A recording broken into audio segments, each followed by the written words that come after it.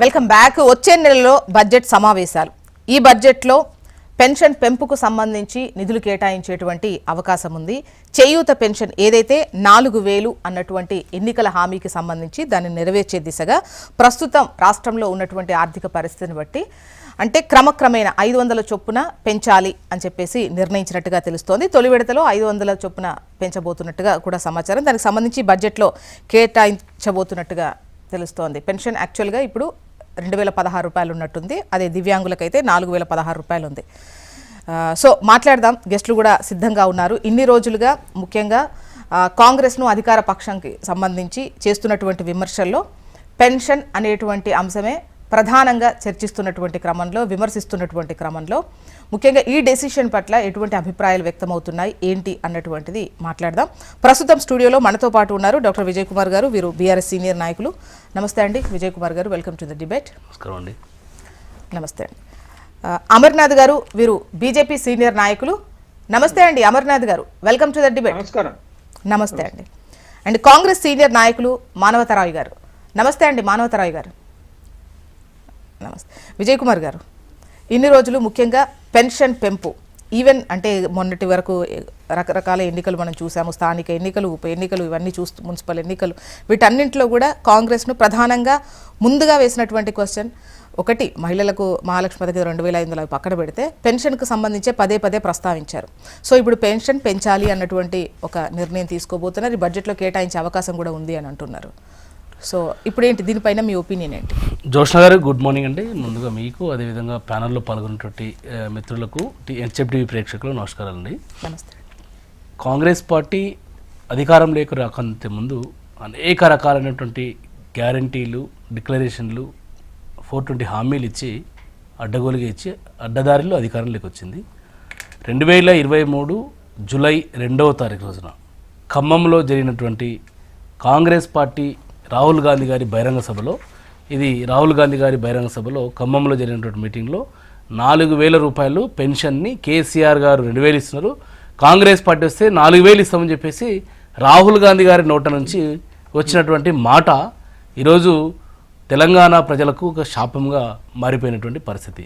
ఈ రాహుల్ గాంధీ గారి గాంధీల మాటలు నమ్మి ఈ గ్యారంటీ కార్డుల సోనియా గాంధీని, అదేవిధంగా రాహుల్ గాంధీ గారిని నమ్మి గ్యారంటీ కార్డులు నమ్మి ఈరోజు ప్రజలు కాంగ్రెస్ పార్టీకి ఓట్లు వేసినటువంటి పాపానికి ఈరోజు చెల్లించుకున్నటువంటి ఒక ప్రతిఫలమే ఈరోజు ప్రజలు పడుతున్నటువంటి బాధ, వ్యధ.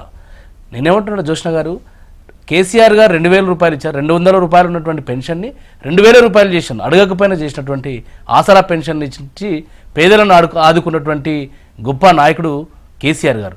రాహుల్ గాంధీ గారు ఖమ్మంలో మాట్లాడుతూ ఈ యొక్క 4000 చేయూత పెన్షన్ అనేది పేదరికం మీద యుద్ధం ప్రకటించినట్టే కాంగ్రెస్ పార్టీ అని భావించాల్సి ఉంది. ఇది నా జీవితంలో ఒక కీలకమైనటువంటి అంశంగా నేను పరిగణిస్తున్నానని చెప్పేసి రాహుల్ గాంధీ గారు మాట్లాడినటువంటి మాటలు మీరు పర్మిట్ చేస్తే నా దగ్గర వీడియో తీసుకుంటున్నాయి, వీడియో రికార్డ్స్ ఉన్నాయి, నేను వినిపించమంటే వినిపిస్తాను హెచ్ఎండీలో. అంటే ఎందుకు ఈ రకమైనటువంటి హామీలు ఇచ్చి మోసం చేశారు? దీనికి కారణాలు ఏమైనా కావచ్చు. ప్రజలు మాత్రం ఈరోజు మీరు చెప్పినటువంటి మాటలు నమ్మి ఈరోజు బాధపడుతున్నటువంటి పరిస్థితి చూస్తూ ఉన్నాం. ఇది నిజంగా చెప్పాలంటే ఇది గ్యారంటీ కార్డు కాదు. ఇది ఇది ఇది చూస్తే ఇది 4000 రూపాయలటువంటి గ్యారంటీ కార్డు కాదు. ఇది కలర్ డ్రాయింగ్ కార్డుగా చరిత్రలో మిగిలిపోయేటువంటి టైంలో మాట ఇచ్చారు. అధికారంలోకి రాకంటే ముందు 4000 అని చెప్పి అధికారంలోకి రాకంటే ముందు చేయూత అని ఇట్లా అన్నారు. ఇప్పుడు అధికారంలోకి వచ్చిన తర్వాత మొండి చేయి చూపించారు. ఇట్లా మొండి చేయి చూపించేటువంటి పరిస్థితి చూస్తా ఉన్నాం. అంటే ఎన్ని రోజులు ఈ రకమైనటువంటి వాయిదాల పర్వాన్ని చేస్తుంది ప్రభుత్వం? అంటే ఇప్పుడు వరకు దాదాపుగా మీరు చెప్పిన లెక్కల ప్రకారం చూసినట్టయితే ప్రతి మహిళకు 24 మాసాలు పూర్తి అయిపోయింది, 26 మాసాలు పూర్తి అయిపోయినాయి. అంటే 26 మాసాలకు దాదాపుగా 50,000 పైచిలకు ప్రతి మహిళకు, ప్రతి వృద్ధులకు పెన్షన్లు ఏదైతే ఉందో చేయూత పేరు మీద ఇస్తా ఉన్నటువంటి దాన్ని బాకీ ఉన్నది. ఆ బాకీని ఎవరు కట్టాలి? మళ్ళీ ఇలా పత్రికల్లో చూస్తా ఉన్నాం, ప్రభుత్వం లీకులు ఇస్తా ఉంది. అలా చేతగానే ప్రభుత్వం, మోసపూరితమైన ప్రభుత్వం ఈ కాంగ్రెస్ ప్రభుత్వం. అంటే 500 రూపాయలు పెంచుతామని చెప్పేసి బడ్జెట్లో పెడతామని చెప్పేసి లీకులు ఇస్తా ఉంది ఈ ప్రభుత్వం. లీకుల ప్రభుత్వం ఇది నిజంగా ఇది ప్రజాపాలన కాదు, ప్రజలను నయవంచనకు గురి చేసినటువంటి కాంగ్రెస్ పాలన ఇది చరిత్రలో ఈ కాంగ్రెస్ పార్టీకి ఈ తెలంగాణ ప్రజలకు ఒక చీకటి రోజులుగా మిగిలిపోయే పరిస్థితులు ఉన్నాయి. ఎందుకు ఈ రకమైనటువంటి మోసానికి తెరలేపిండు? రేవంత్ రెడ్డి గారి మాట రాహుల్ గాంధీ గారి సద్ది మూట అయిపోయింది. ఎక్కడ పోయింది రాహుల్ గాంధీ గారు మాట? రాహుల్ గాంధీ గారు ఎందుకు ఈ గాంధీ గారు ఇప్పుడు సెప్టెంబర్ 17, 2023 తుక్కుగూడలో బహిరంగ సభలో సోనియా గాంధీ గారు, రాహుల్ గాంధీ గారు, ప్రియాంక గాంధీ గారు ఇది గాంధీల గ్యారంటీ అన్నారు. ఇవాళ ఏమైంది గాంధీల గ్యారంటీ? ఇప్పుడు లీక్స్ ఇస్తున్నారు అంటే ఉండేటువంటి అవకాశం ఉంది అనేది, అంటే ఇది ఒక వార్తగానే చూడాలా, పెంచుతారు అనుకోవాలా, లేదంటే ఇది పెంచితే ఎలా ఉంటుంది అనేది ఒక టెస్ట్ కోసం బయటకు రిలీజ్ ఇచ్చారు అనుకోవాలా? ఆనాడు సిఎల్పి నాయకుడు, నేడు ఉప ముఖ్యమంత్రి, ఆర్థిక శాఖ మంత్రి వర్యులు గౌరవ బట్టి విక్రమార్క గారు ఒక టీవీ ఛానల్ కాంక్లేవ్లో చేస్తూ మీరు ఇన్ని హామీలు ఇస్తా ఉన్నారు, ఇన్ని గ్యారంటీలు ఇస్తా ఉన్నారు, మరి ఇవి సాధ్యమవుతుందా? ఆర్థిక శాఖ అనుమతి ఇస్తుందా? బడ్జెట్ మీకు సరిపోతుందా? ఈ సమతుల్యం అవుతుందా అని చెప్పేసి మాట్లాడితే, మాకు కాంగ్రెస్ పార్టీకి సంపద పెంచడం తెలుసు, పేదలకు పంచడం తెలుసు అని చెప్పేసి మాట్లాడారు. మాకు తెలుసు ఆర్థిక అభివృద్ధి ఎట్లా చేయాలా, మాకు ఆర్థిక వనరులు ఎట్లా సమకూర్చుకోవాలో మాకు సంపూర్ణమైన అవగాహన ఉందన్నది. మరి ఏమైందా నీ అవగాహన?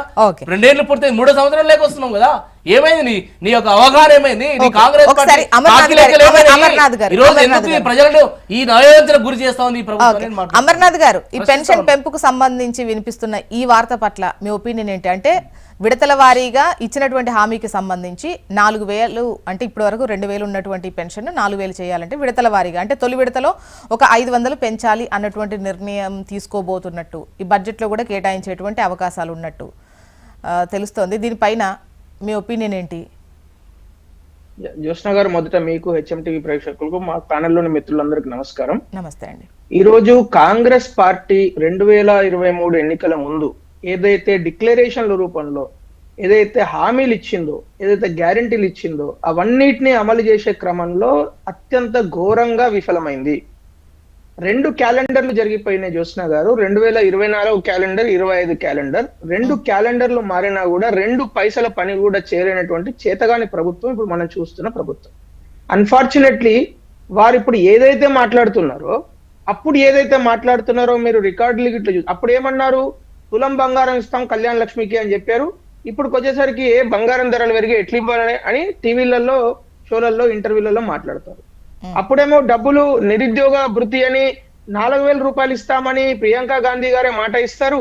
ఇక్కడికి వచ్చేసరికి బట్టి విక్రమార్క గారు అసెంబ్లీ సాక్షిగా మేము అనలేదు, అసలు మాకేం సంబంధం లేదు, నిరుద్యోగ భృతి మేము ఇవ్వమని చెప్తారు. మహాలక్ష్మి స్కీమ్ కింద 2,500 రూపాయలు ఇస్తామని చెప్తారు, పిల్లలకు స్కూటీలు ఇస్తా అని చెప్తారు, మహిళలకు అన్ని రకాల సదుపాయాలు చెప్తా అని చెప్తారు. బడ్జెట్కి వచ్చేసరికి మొండి చేయి చూపిస్తారు.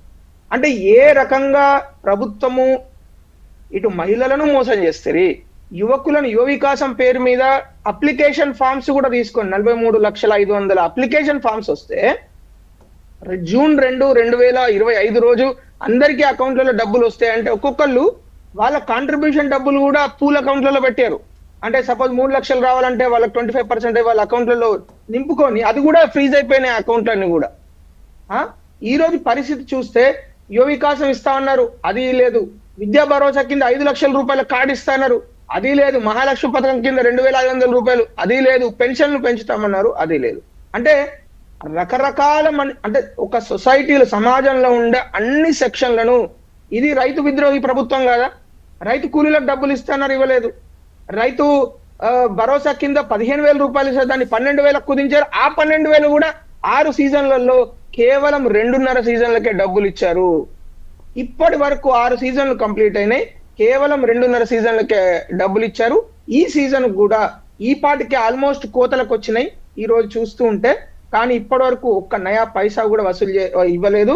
కేబినెట్ మీటింగ్ లో దాని మీద చర్చ కూడా జరగలేదంటే ఎంత సిగ్గుచోట ఆలోచించండి.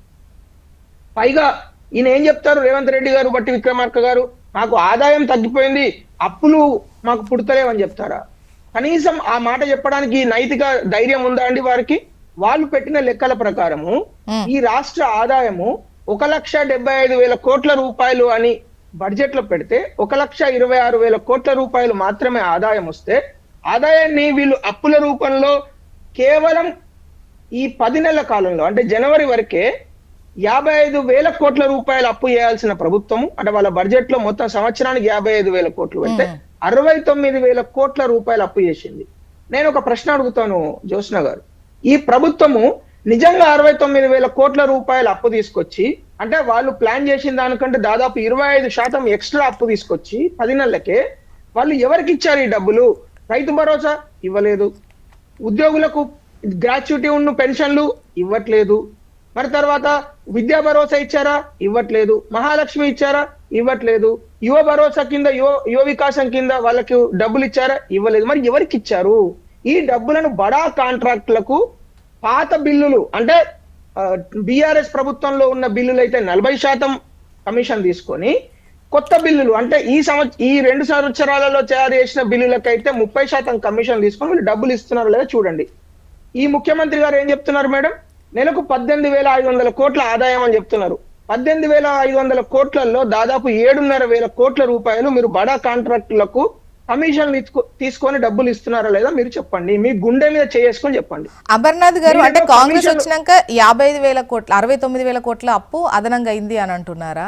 ఎందుకంటే ఇప్పుడు సీఎం సార్ చెప్తారు 18,500 కోట్లు ఉన్నప్పుడు మనకు కావాల్సింది 22,000 కోట్లు కావాలి మీకు, అంటే ఈవెన్ ఉద్యోగులకు సంబంధించి అప్పుడు డిమాండ్స్ వచ్చాయి కదా, ఆ టైంలో చెప్పినప్పుడు అసలు డబ్బులు ఎక్కడ ఉన్నాయి, మనం లోటులో ఉన్నాము అంటే ప్రతి నెల 4,000 కోట్ల లోటు అంటే ఇప్పటి వరకు అంటే వీటన్నిటిని కూడా అప్పు తెచ్చే తేయాల్సినటువంటి పరిస్థితి కదా, ఇంకా అదనంగా ఏం లేదు. సో అటువంటి పరిస్థితుల్లో 69,000 అయ్యే అవకాశం ఉంటుందా, ఇంకా ఎక్కువ ఉండాల్సిన ఛాన్సెస్ ఉన్నాయంటారా? ఇప్పుడు గవర్నమెంట్ ప్రభుత్వం బడ్జెట్ చేస్తుంది, బడ్జెట్ రూపంలో అందరి ప్రజల ముందుకు వస్తుంది. 55,000 కోట్లు మేము అప్పు తీసుకొస్తే మాకు సరిపోతుంది ఈ సంవత్సరం అని చెప్పిన ప్రభుత్వము 69,000 కోట్ల అప్పు తీసుకొచ్చి నేను తప్పనట్లు అది ఎవరికి ఇస్తున్నారనే క్వశ్చన్ కదా మేడం.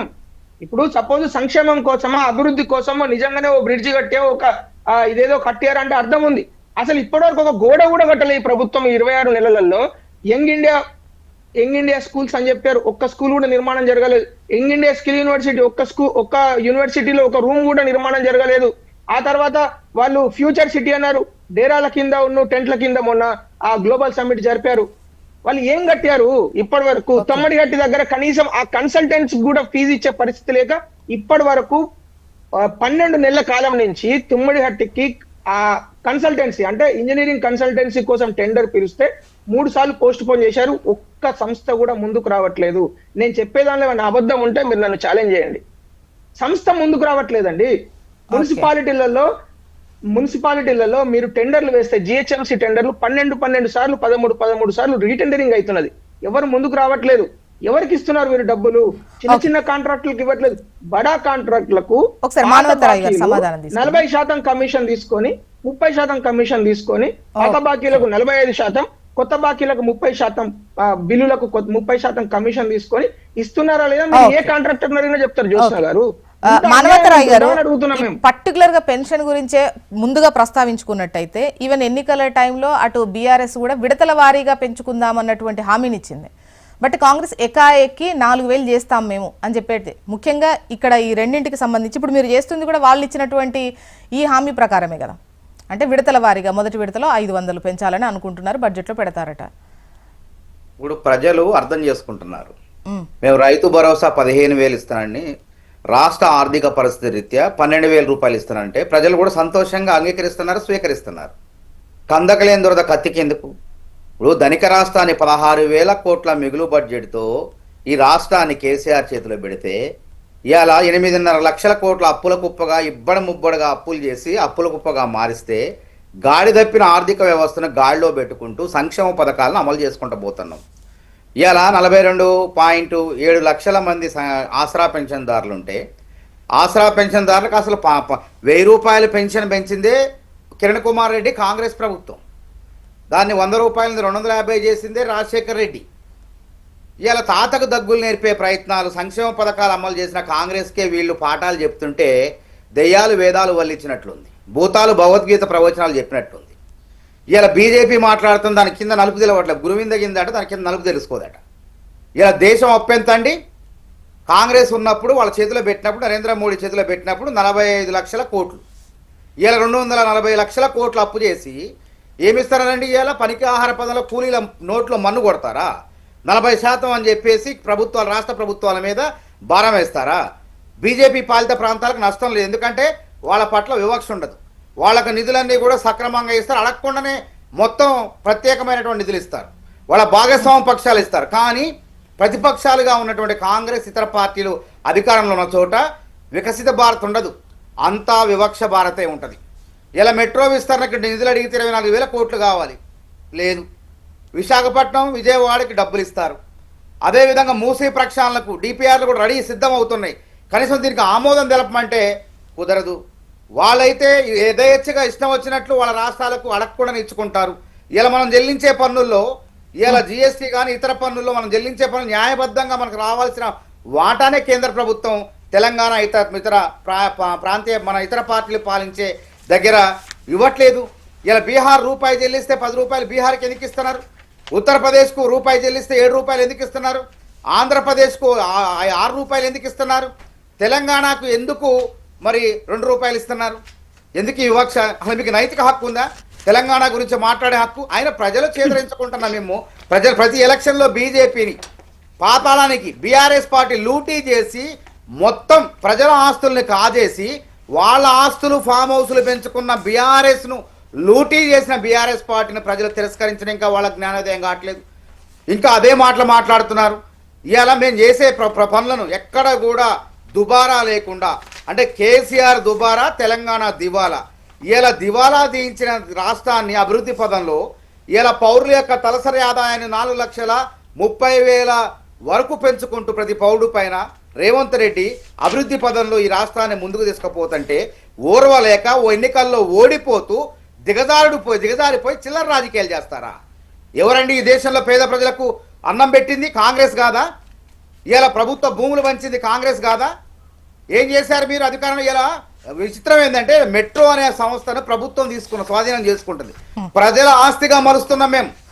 మానవతరాయ్ సార్, మిగతా ప్రాజెక్టులు వాటికి సంబంధించి వాళ్ళు ఎలా చేశారు, వీళ్ళెంత చేశారు, అప్పు ఎంత అయింది, ప్రస్తుతం ఆదాయం ఎంత అయింది అన్న లెక్కలోకి వెళ్దాం. అయితే ముఖ్యంగా పెన్షన్స్కి సంబంధించి అప్పుడు ఎన్నికల టైంలో క్లియర్గా గుర్తుంది. అంటే ఇప్పటికిప్పుడు 4,000 ఇచ్చేటువంటి పరిస్థితి రాష్ట్రానికి లేదు. సో విడతల వారీగా పెంచే అవకాశం ఉంటుంది. సో అటువంటి హామీ బీఆర్ఎస్ ఇచ్చింది. అదే కదా మేము ఏమంటున్నాం, ప్రజలకు సో లేదు మాకు మేము పెంచే అవకాశం ఉంటుంది, మేము డెఫినెట్ గా వచ్చి పెంచుతాము అన్నటువంటి హామీ మీది. అవును, ఆ రోజు ఎన్నికల ముందు హామీ ఇచ్చాము. వచ్చిన తర్వాత రాష్ట్రాన్ని కుక్కలు జింపిన విస్తర లెక్క ఆర్థిక పరిస్థితిని ఇష్టం వచ్చినట్టు కాళేశ్వరంలో పెట్టేసి కమిషన్ రూపంలో వాళ్ళ పార్టీ ఖాతాలు వేసుకున్నారు. దేశంలో అత్యధిక ధనవంతమైన ప్రాంతీయ పార్టీ బీఆర్ఎస్ పార్టీగా కళ్ళ ముందు ఉన్నది. ప్రజలందరూ కూడా అర్థమైపోయింది. అందుకే మేమేం చేస్తాం, ఇవ్వనంటలేదు, ఎగ్గొడతనంటలేదు, తప్పకుండా ఇస్తాం. రాష్ట్ర ఆర్థిక పరిస్థితి అర్థం చేసుకోండి ప్రజలారంటే అర్థం చేసుకుంటున్నారు. వీళ్ళు చేసే ఆరోపణలు ఎన్నికల్లో పట్టించుకోవట్లేదు. అరే మీరే మానవతరాయ్ సార్, మీరు వచ్చిన తర్వాత ఈ 2 ఏళ్లలో పర్టికులర్ గా కాంగ్రెస్ వచ్చిన తర్వాత అయిన అప్పు ఎంత? ఇప్పుడు పర్టికులర్ కాంగ్రెస్ వచ్చిన తర్వాత అప్పు 69,000 కోట్ల 70,000 కోట్ల. ఏది ఏమైనప్పటికీ ఇవాళ రాష్ట్రం ఈ దేశమే అప్పులు తీసుకుంటుంది. దేశమే ఇలా అప్పులు తీసుకొని దేశాన్ని నడుపుతున్నప్పుడు రాష్ట్రం కూడా వాళ్ళు చేసిన అప్పులు తిరగడానికి అప్పులు చేయాల్సి వస్తుంది. బీఆర్ఎస్ పార్టీ చేసిన అప్పులు ఇలా కాళేశ్వరం ప్రాజెక్టు ఇలా మేము ఎంత చేసినాం? మొత్తం 47,000 కోట్ల అప్పు 2 సంవత్సరాల 2 నెలల్లో తీర్చేసినాం. తర్వాత వడ్డీని తగ్గించే ప్రయత్నం చేస్తున్నాం. 11% వడ్డీకి ఇవ్వడం తీసుకొస్తున్నాడు బుద్ధున్నోడు. ఎక్కడన్నా ప్రాజెక్టుల పేరు మీద 7%, 8% లేదా కనీసం 8.5% అప్పులు తీసుకొస్తారు. ఇవాళ మేము దాన్ని పెంచి కాల పరిమితిని పెంచి వడ్డీ శాతాన్ని తగ్గించి ఇలా అప్పులు తీర్చే కార్యక్రమాన్ని తీర్చుకుంటూ అప్పులు తీర్చడానికే అప్పులు తీసుకొస్తాను. అట్లాంటి ఏ ఉద్యోగస్తుడు 1వ తారీఖు జీతాలు తీసుకుంటూ ఆ రోజు చెక్ బౌన్సులు అయ్యాయి. ఏ రోజన్నా 1వ తారీఖు జీతాలు వచ్చినాయా? 15వ తారీఖు 20వ తారీఖు ఉద్యోగస్తుల జీతాలు వచ్చాయి. కానీ రేవంత్ రెడ్డి సర్కారు ఆర్థిక పరిస్థితులను దృష్టిలో పెట్టుకొని ఉద్యోగస్తులకు, ప్రభుత్వ ఉద్యోగస్తులకు ఇబ్బందులు లేకుండా వాళ్ళ చెక్కులు బౌన్స్ కాకుండా అందరికి మానవతరాయ్ సార్, ఇక్కడ ఒకటి ఏంటంటే అంటే అవి రాజకీయంగా లేదంటే ఎన్నికల టైంలో హామీ అనుకోవాలా, ఆ తర్వాత ఉన్నది పక్కన పెడితే ముఖ్యంగా అప్పుడు అప్పుకు సంబంధించి ఎన్నికల ముందున్నటువంటి ప్రచారం అప్పుకు సంబంధించి ఒక లెక్క అయితే ఉంది, ఒక అంచనా ఉంది. రాష్ట్రాన్ని అప్పుల కుప్పగా మార్చారు, తాగుబోతుల తెలంగాణ అన్నటువంటిది కూడా, అంటే మద్యం ద్వారా మాత్రమే ఎక్కువ ఆదాయం వస్తోంది, దానిపైనే బ్రతుకుతున్నారు అన్నటువంటి ఇటువంటివి కొన్ని అంశాలు అనేవి పర్టికులర్గా విన్నాం. సో అప్పటికి కూడా అడిగినప్పుడు డెఫినెట్గా ఇది కుదురుతుంది, ఆర్థిక వ్యవస్థకు సంబంధించి మాకు మంచి పట్టు ఉంది, డెఫినెట్గా అవుతుంది అనే కదా చెప్పారు. సో అంటే ఈ పరిస్థితి ఉందని ఎన్నికలకు ముందు మీకు తెలుసు మన రాష్ట్ర పరిస్థితి ఎట్లుంది. అందుకే కదా ఇప్పుడు గాల్లో పెడతాను. ఈ రోజు ఎక్కడ దుబారా జరిగిందా? ఎప్పుడైనా ఎవడన్నా బుద్ధున్నాడో 6వ తరగతి పాస్ అయితే 7వ తరగతిలో పోతాడు, 7వ తరగతి పాస్ అయితే 8లో పోతాడు. అసలు ఉన్న ప్రాజెక్టులను వదిలిపెట్టేసి కొత్త ప్రాజెక్టులు ఎవడు కట్టమన్నాడు? కాళేశ్వరాన్ని ఎందుకు ప్రాణహిత చేవలను వదిలిపెట్టి గ్రావిటీ ద్వారా నీళ్ళు వచ్చే దాన్ని వదిలిపెట్టేసి ఇలా 1,10,000 కోట్లు ప్రజాధనాన్ని ఎందుకు తగలబెట్టి వాళ్ళ పార్టీ ఖాతాలో చేసుకున్నారు అవన్నీ? ఇలా పాలమూరు రంగారెడ్డిని ఎందుకు పండబెట్టారు? ఇలా ఎస్ఎల్బిసి టన్నెల్ని ఎందుకు తవ్వలేకపోయారు పూర్తిగా? కాబట్టి వీళ్ళ ఖమ్మంలో సీతారామచంద్ర స్వామి భక్త రామదాస్ ప్రాజెక్టు ఇప్పటికి కూడా కొనసాగుతుంది. అది అంటే 10 ఏళ్లలో పూర్తి కావాల్సిన దేవాదుల్ని ప్రాజెక్టులన్నీ కూడా ఎండబెట్టి ఇలా గోదావరి జలాలు నిజంగా ఆ ప్రాజెక్టులు నిర్మించినట్లయితే 967 టీఎంసీలు వినియోగించుకునే వాళ్ళమే. మానవతరాయ్ గారు మళ్ళీ సెకండ్ టైం మీ వాయిస్ తీసుకుంటా ప్లీజ్. విజయ్ గారు ఇప్పుడు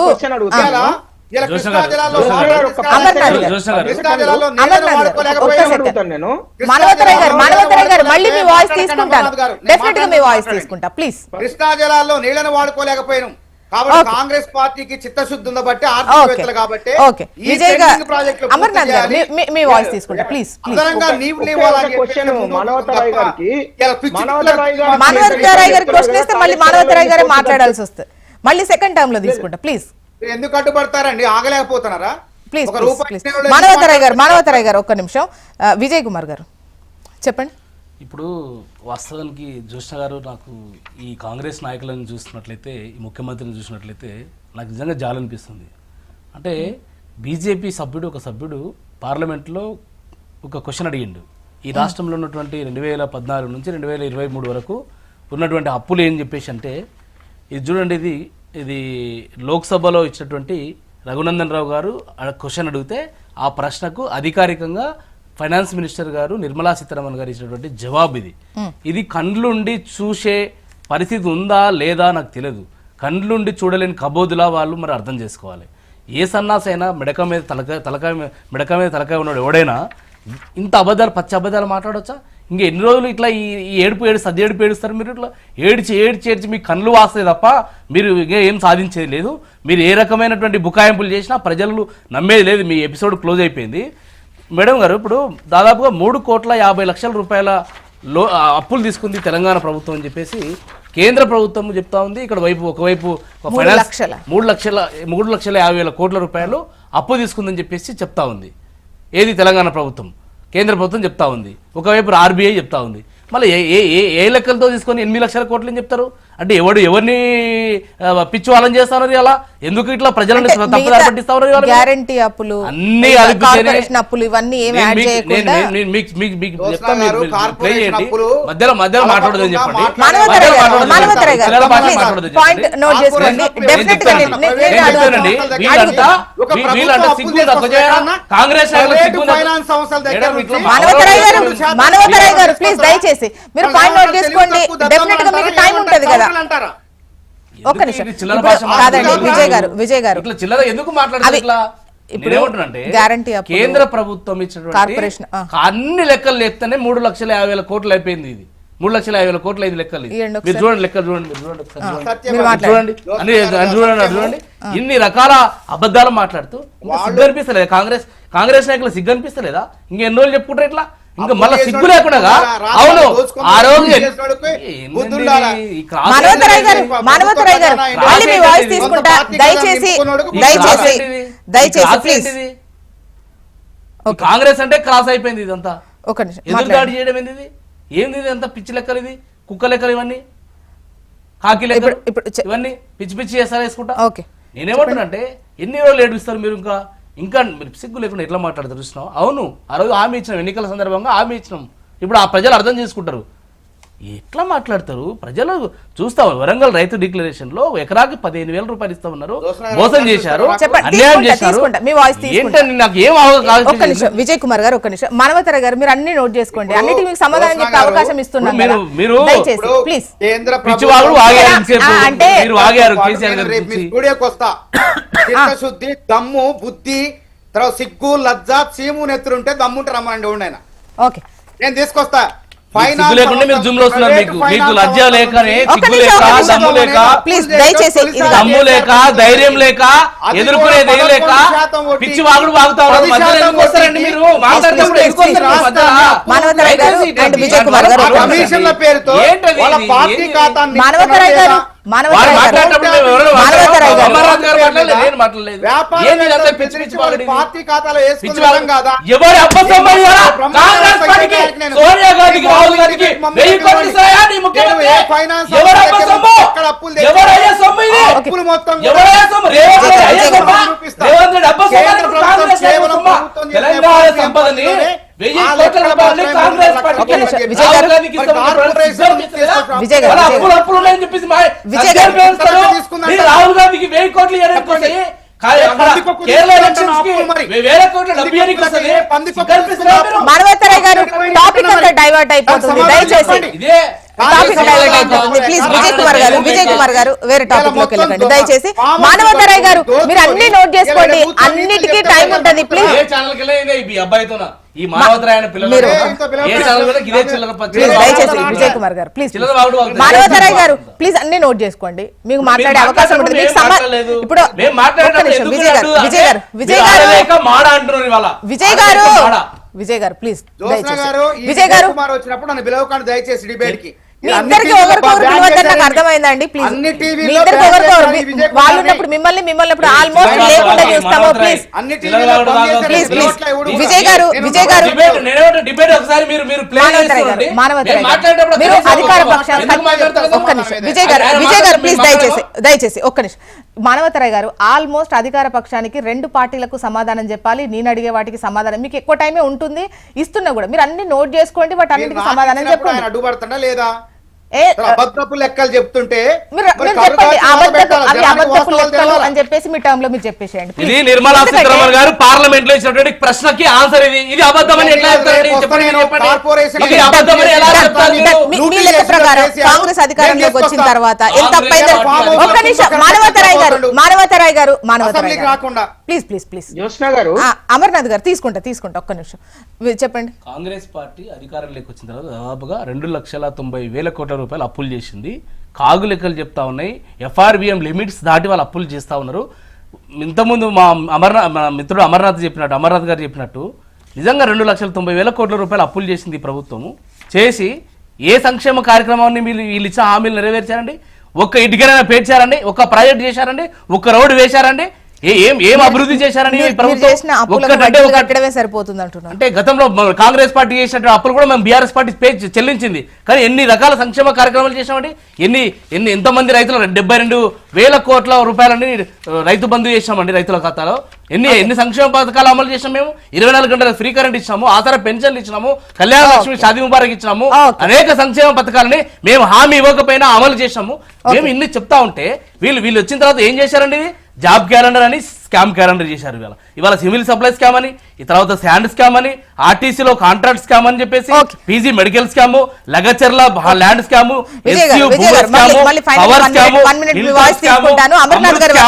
అమృత్ స్కామ్, ఇట్లా ఈ రకంగా చూస్తుంటే సింగరేణి స్కామ్,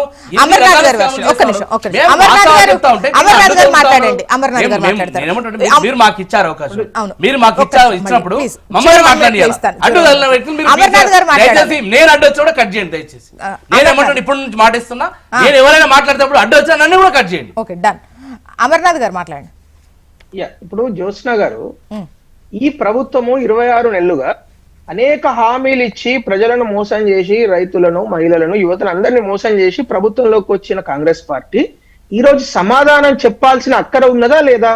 అధికార పార్టీలో ఉన్నప్పుడు సమాధానం చెప్పాల్సిన అక్కర ఉన్నప్పుడు మనం అడిగే ప్రశ్న చాలా వాళ్ళు ఇచ్చిన లెక్కల ప్రకారమే కదా. వాళ్ళ అడిషనల్ మన ఆడిట్ జనరల్ ఏదైతే రిపోర్ట్ ఎవ్రీ మంత్ ఇస్తారో దాని ప్రకారము 69,187 కోట్ల రూపాయల అప్పులు తీసుకొస్తే 24,085 కోట్ల రూపాయల వడ్డీ కడుతున్నామని వాళ్ళు ఇచ్చిన అంటే జనవరి లెక్కల ప్రకారం, అంటే గత 10 నెలల కాలంలో మనం మిగతా 45,000 కోట్ల రూపాయలు ఎవరికి ఇచ్చారు మీరు అని ప్రశ్నిస్తున్నాం కదా. ఈ 45,000 కోట్ల రూపాయలు ఏ బడా కాంట్రాక్టర్లు ఎంత పర్సంటేజ్ కమిషన్ తీసుకొని మీరు ఇస్తున్నారు? ఇప్పుడు ఈ ప్రశ్నకు సమాధానం చెప్పరు, సమాధానం దాటవేస్తారు. వాళ్ళు ఏమైనా కేంద్ర ప్రభుత్వాన్ని బట్టగాల్చి మీదేయడము, ఆ కేంద్ర ప్రభుత్వం ఏమడిగిందంటే మిమ్మల్ని మెట్రో ఫేజ్ 2 ఎక్స్పాన్షన్ విషయంలో, అయ్యా మీరు ఇంత ల్యాండ్ అక్విజిషన్ కు దాదాపు ఒక్కొక్క కిలోమీటర్ కు 70 కోట్ల రూపాయలు ఎక్స్ట్రా వేశారు మీరు, మరి దానికి కొంచెం ఎక్స్ప్లెనేషన్ ఇవ్వండి అంటే 30 క్వశ్చన్లు అడిగితే 3 నెలల కాలంగా ఒక్క క్వశ్చన్ కు ఆన్సర్ చేయరండి. ఖట్టర్ గారు అర్బన్ డెవలప్మెంట్ మినిస్టర్ ఇక్కడికి తెలంగాణకు వచ్చినప్పుడు హైదరాబాద్ లో ముఖ్యమంత్రి గారు కలిసి అడిగిన విషయం ఏంది, మేము పూర్తిగా సహకారం చేస్తాము, మీరు దయచేసి ఆ క్వశ్చన్లకు ఆన్సర్ చేయండి అంటే ఏమన్నంటే వైజాగ్ మెట్రో, మరి వైజాగ్ మెట్రో అయినా విజయవాడ మెట్రో అయినా కేవలం 250 కోట్ల రూపాయలు పర్ కిలోమీటర్ ఉన్నప్పుడు మీ దగ్గర ఎందుకు 320 కోట్లు ఉన్నది అనే ప్రశ్నకు ఇప్పటి వరకు ఈ ప్రభుత్వం సమాధానం చెప్పదు. చూసినారు ఏమన్నంటే బట్టగాల్చి మీరు ఇస్తాము, కేంద్ర ప్రభుత్వాల్లో కూడా మినిస్టర్లను తిడతాము, లేకుండా కిషన్ రెడ్డి గారిని తిడతా, బండి సంజయ్ గారిని తిడతా అంటే పైసలు ఇస్తుందా, మరి మీరు వీళ్ళని తిడితే ఏడీబీ డబ్బులు ఇస్తా అని చెప్పిందా ఏంది? రెండో విషయం ఏంటంటే గివ్ మీ జస్ట్ 40 seconds. నేనేమడుగుతున్నానంటే మీరు అప్పులు తీసుకురండి, తప్పేం లేదు, ప్రతి ప్రభుత్వం అప్పు తీసుకొస్తుంది, కానీ అప్పుని ఎక్కడ ఖర్చు పెట్టాలి? మీరు క్యాపిటల్ రిసీట్స్ అంటే అభివృద్ధి కోసం తీసుకొచ్చిన అప్పును తీసుకొచ్చి పాత బిల్లులకు పర్సంటేజ్ల రూపంలో పోనంటే చిన్న చిన్న కాంట్రాక్టులకు డబ్బులు ఇవ్వట్లేదు. నేను పేర్లు కూడా చెప్తా, రాఘవ కన్స్ట్రక్షన్ 6,800 కోట్లు ఎవరు రిలీజ్ చేశారు సార్? పొంగులేటి శ్రీనివాసరెడ్డి గారికి సంబంధించిన కంపెనీకి మీరు 6,800 కోట్లు పాత బిల్లులు, మరి ఎంత పర్సెంటేజ్ కమిషన్ చెప్పారో మరి మానవతరాయ్ గారికే తెలుసు, వారైతే లోపలనే ఉంటారు కాబట్టి, అదే పార్టీ ప్రముఖ నేత కాబట్టి. మరి మీరే చెప్పాలి. బడా కాంట్రాక్ట్, ఇప్పుడు చిన్న చిన్న కాంట్రాక్టులేమో ఆత్మహత్య చేసుకుంటారు, బడా కాంట్రాక్టులకేమో పాత బిల్లులకు 45% 30% కొత్త బిల్లులకు తీసుకొని కమిషన్ తీసుకొని వీళ్ళు డబ్బులు ఇస్తే మన సంక్షేమ ఫలితాలు ఎవరు చేయాలి? మీరు ఇచ్చిన గ్యారంటీలు ఎవరు అమలు చేయాలి? రేవంత్ రెడ్డి గారు మరి అదేదో రామాచారి లెక్క ఉంటే మరి అపరిచితుడు ఎవరైనా ఉన్నారా? ఎందుకు ఇట్లా ప్రవర్తిస్తున్నారు? ఎలక్షన్లకు ఉన్న ముందనేమో రామాచారి లాగా వచ్చి మేమందరం మీకు మీ సంక్షేమం కోసమే 6 గ్యారెంటీలు ఇచ్చామని చెప్తారు, ఇప్పుడు అపరిచితుల్లాగా వచ్చి ప్రజలను వెనుక నుంచి పొడుస్తారా? ఎంత తప్పు మేడం? ఒకసారి మీరు డబ్బులు అప్పులు తీసుకొచ్చింది, మీరు అప్పులు తీసుకొచ్చింది ప్రజల సంక్షేమానికి కాంట్రాక్టులకు కమిషన్ల రూపంలో డబ్బులు తీసుకొని బిల్లులు చెల్లించడం కాదు. ఇవ్వటం ఇష్టం లేక ఎంత అజ్ఞానంగా మాట్లాడుతున్నారంటే మనకి ఇప్పుడు నేను వివరిస్తా. మెట్రో విజయవాడకి విశాఖపట్నం భూసేకరణకి ఎంత ఖర్చు అయిందండి? హైదరాబాద్ లో ఎంత ఖర్చు అయింది? హైదరాబాద్ లో భూముల విలువ ఎక్కువ, విజయవాడలో ఎక్కువ, విశాఖపట్నంలో ఎక్కువ. ఆ మాత్రం కూడా సోయి లేకుండా ఎట్లా మాట్లాడతారండి మీరు?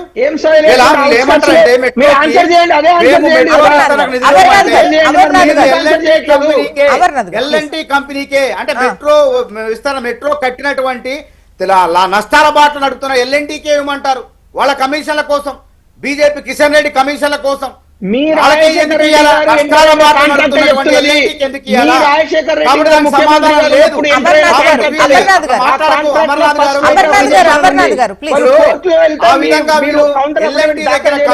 కక్కుర్తి పడింది వీళ్ళు. ఇవాళ తెలంగాణ రాష్ట్రంలో కాంగ్రెస్ ప్రభుత్వం ఉందని చెప్పేసి ఇవాళ బయ్యారం ఉక్కు ఫ్యాక్టరీకి నిధులు ఇవ్వరు, విశాఖ ఉక్కుకి 3,000 కోట్లు ఇస్తారు. ఇది ఎక్కడ న్యాయం? ఆ రాష్ట్ర అభివృద్ధికి 15,000 కోట్లు అభివృద్ధి పనులు శంకుస్థాపన చేసిపోతాడు. దీనికి సమాధానం ఉండదు. ప్రజలు ప్రతి ఎన్నికల్లో బుద్ధి చెప్తున్నా వీళ్ళకి ఇంకా జ్ఞానోదయం కావట్లేదు. వీళ్ళు అవే పసలేని ఆరోపణలు. బీఆర్ఎస్ బీజేపీ ఒక తానులోని గుడ్డ ముక్కలే. ఆ రఘునందన్ రావు మొన్న బీఆర్ఎస్ కే ఓటేసిండు అక్కడ మున్సిపాలిటీలో. కాబట్టి వీళ్ళంతా కూడా కవిత గారు బీఆర్ఎస్ బీజేపీ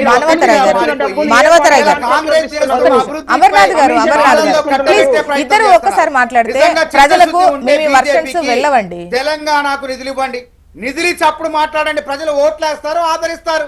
అంతేగాని ఒక రూపాయి నయా పైసా ఇవ్వకుండా పుక్కిడిగా నోరుంది కదా అని చెప్పి ఇష్టం వచ్చినట్టు మాట్లాడితే కాంగ్రెస్ ప్రభుత్వం చేసే అభివృద్ధిని అడ్డుకోవాలని చూస్తే మాత్రం ప్రజలు మళ్ళీ మిమ్మల్ని క్షమించరు. రేపు జరిగే ఏ ఎన్నికైనా సరే ప్రజలు కాంగ్రెస్ నే గెలిపిస్తారు. కాబట్టి ఆ గెలిచే విధంగా చూసుకోండి. మీరు ఆడిపోతున్నారు. కేంద్రంలో అధికారంలో ఉండి 5% ఓట్ల మీకు వచ్చేది ఎంత సిగ్గుచేటు చెప్పండి. రాష్ట్ర పరిస్థితి విషయానికి వద్దాం.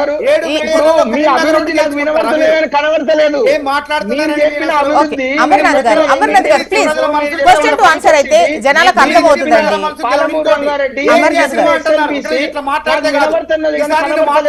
అమర్నాథ్ నువ్వు మాట్లాడితే అడ్డుపడతా. ఏం చేసినవా? 2 సంవత్సరాలు 2 నెలల్లో అన్నదాతలకు 1,10,000 కోట్లు వాళ్ళకి సంక్షేమ పథకాలు వేసినాం. అదేవిధంగా కేసీఆర్ ప్రభుత్వం ₹1,00,000 రుణమాఫీ చేయకుండా 10 ఏళ్లలో మిట్టి మాఫీ చేసింది. అదేవిధంగా గృహజ్యోతి పథకం కింద 50 లక్షల కుటుంబాలకు 200 యూనిట్ల ఉచిత విద్యుత్ ఇస్తున్నాం.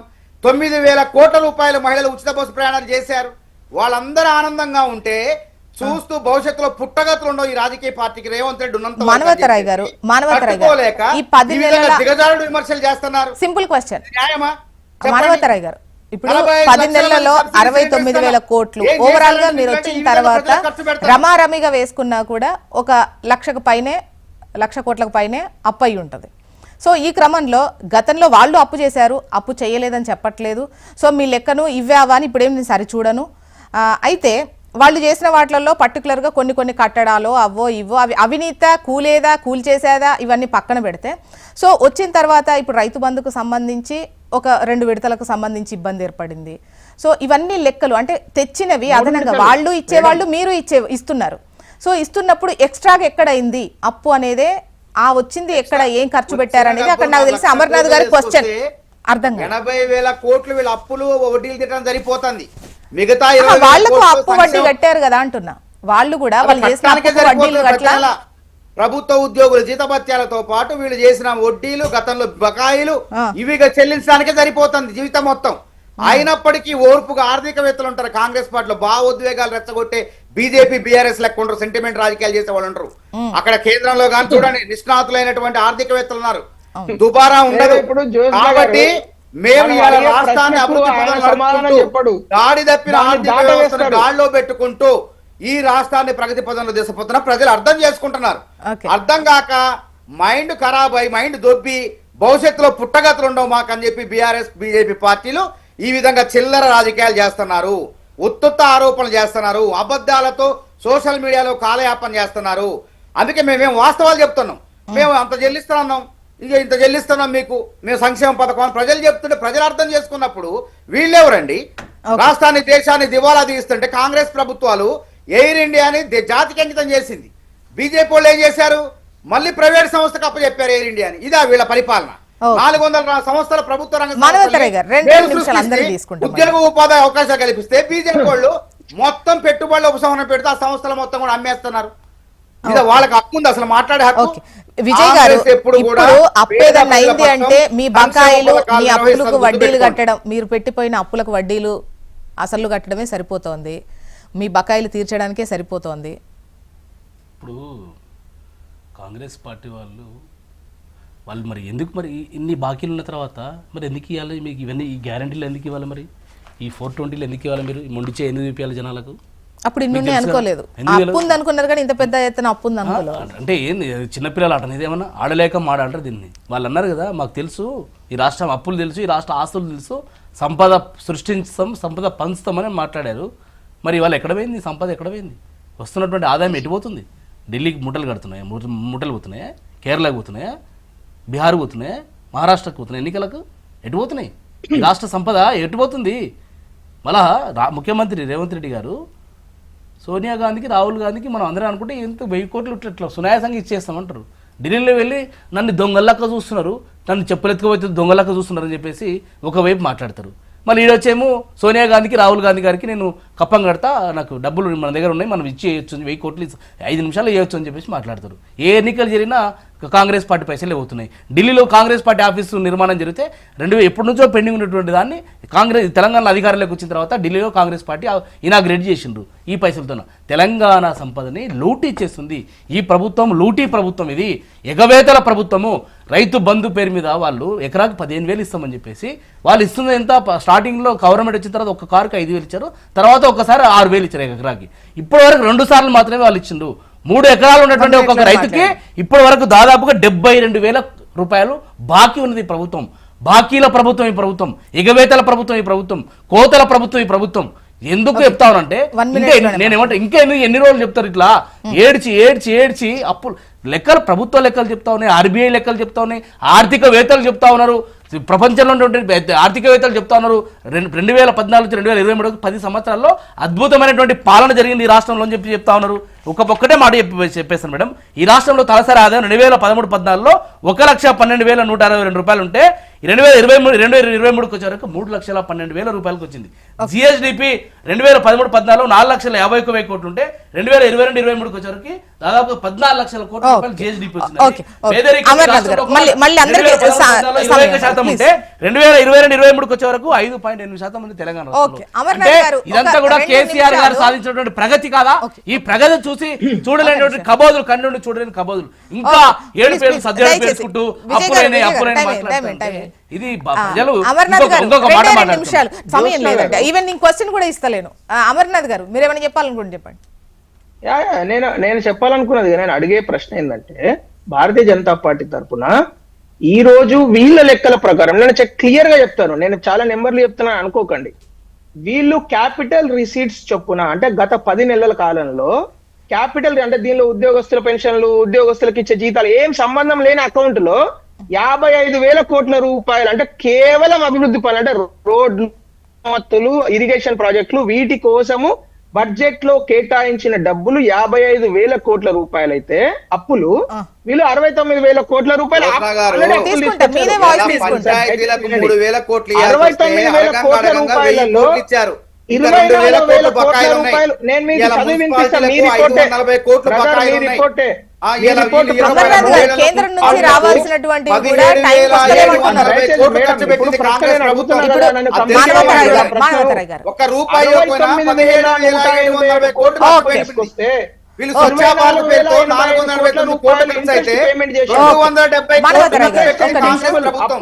అందుకే మున్సిపాలిటీలో ప్రజలు మమ్మల్ని ఆదరించారు. 24,000 కోట్ల మానవతరాయ్ గారు ఒక్క 10 సెకండ్స్ ఆగండి, మీదే తీసుకుంటా.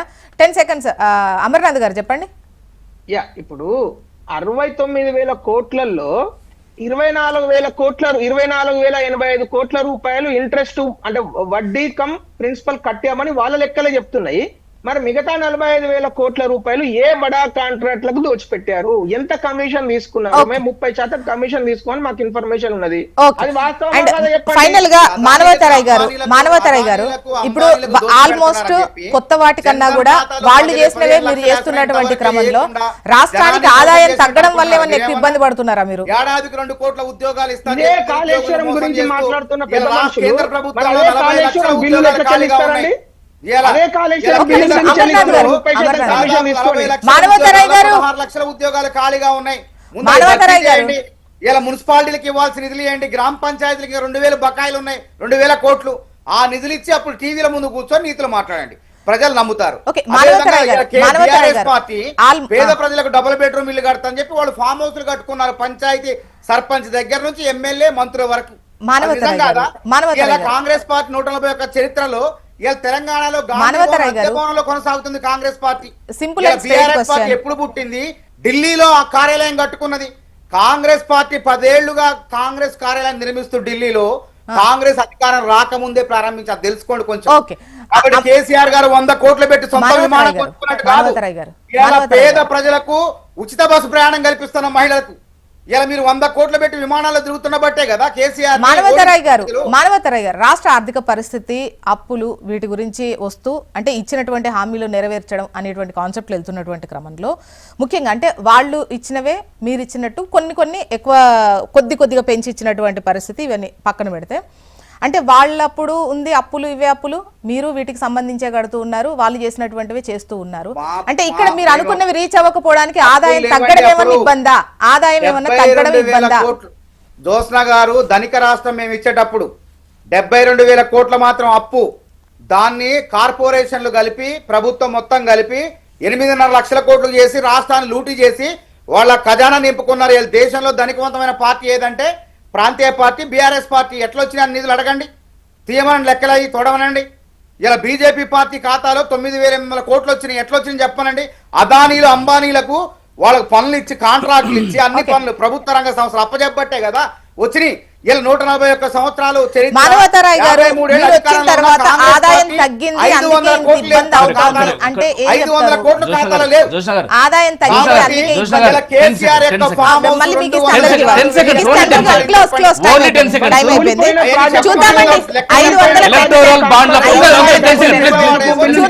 బడ్జెట్ లో ఏ మేర కేటాయిస్తారు, ఇది లీక్ వార్తనా నిజమైన వార్తనా అనేది తెలుస్తుంది. And thank you so much అండి డిస్కషన్ లో పాల్గొన్నందుకు. అమర్నాథ్ గారు, మానవతరాయ్ గారు, విజయ్ కుమార్ గారు, థ్యాంక్ యూ అండి. మానవతరాయ్ సార్ టైం అయిపోయింది, థ్యాంక్ యూ సో మచ్. ఇది వాళ్ళ న్యూస్ అనాలిసిస్ చూస్తూనే ఉండండి. హెచ్ఎం టీవీ, వార్త ఆగదు, నిజం తాగదు.